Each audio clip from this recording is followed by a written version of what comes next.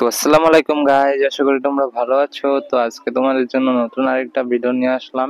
তো এই ভিডিওটাতে আমি তোমাদেরকে দেখাবো ডেল্টা ফরেস্টের একটা ক্যারেক্টার, যে ক্যারেক্টারের যে ডেইলি একটা অ্যাবিলিটি দেওয়া হয়েছে।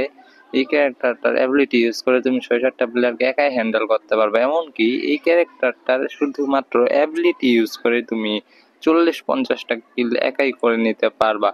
তো আবার তোমাকে 6-7টা প্লেয়ার যদি একসাথে মারে, তোমার সামনের দিক দিয়ে মারলে তোমার একটা গুলিও টাচ হবে না।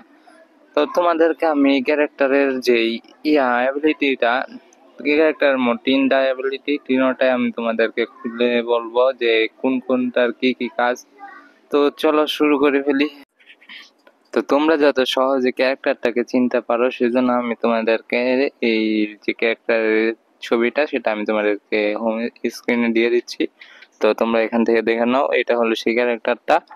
আর এই ক্যারেক্টারটার নাম হলো তোমার স্নিভা। এই ক্যারেক্টারটার 4টা অ্যাবিলিটির মধ্যে আমি 4টা অ্যাবিলিটি বলছি। এই ক্যারেক্টারের মেন অ্যাবিলিটি হলো একটা শিল্ড থাকে। তো এই শিলটার কাজ হলো তোমার যে সামনে একটা গ্লাসের মতো তোমরা যেমন দেখতে পাচ্ছ। তো এই গ্লাসটা ছাড়া বাকি কোনো অংশ ভাঙবে না। তোমাকে একমাত্র মারতে পারবে এই গ্লাসটা ভেঙে। যদি তোমাকে এই হেডের সামনে যে গ্লাসটা রয়েছে এই গ্লাসটা ফাটিয়ে মারতে পারে, তাহলে একমাত্র তোমাদেরকে মারতে পারবে। এছাড়া তোমাদেরকে মারা এক কথা ইম্পসিবল সামনে দিয়ে। তারপর তোমার ফুল বডি কাভার থাকবে, অনলি মানে বডি হেডটা বাদে বাকি সবই তোমার কাভার থাকবে।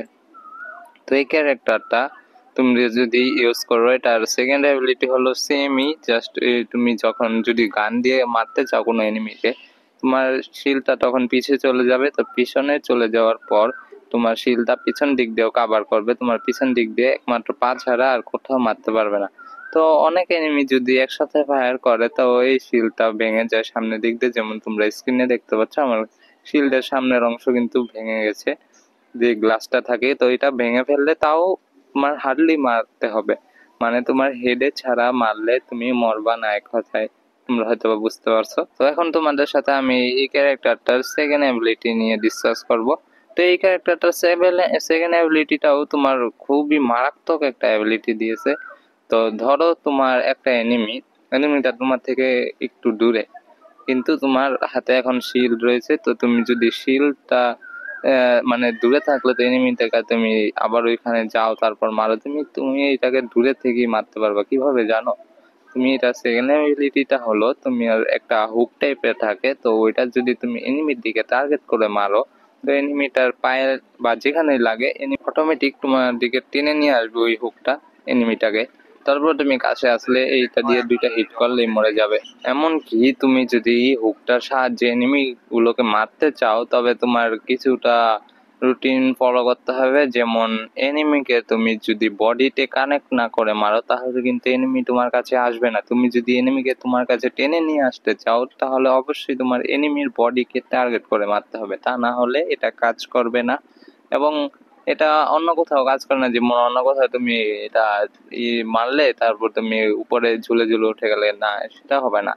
তুমি জাস্ট শুধু এনিমিকেই তোমার কাছে টেনে নিয়ে আসতে পারবা। এছাড়া এটার আর কোনো কাজ আমি দেখিনি, হয়তো বা থাকতে পারে, আমি জানি না। আর এটা তোমার থার্ড এবিলিটি যেটা, এটা থার্ড এবিলিটি হলো তুমি ল্যান্ডমাইন টাইপের একটা জিনিস থাকে, ওইটা তুমি মাটিতে যদি তুমি মারো কোনোখানে টার্গেট করে, তাহলে ওই জায়গাটায় তোমার এই নেট, কাটাওয়ালা নেট আছে না, ওই টাইপের তোমার চারদিকে ছড়ায় পড়বে।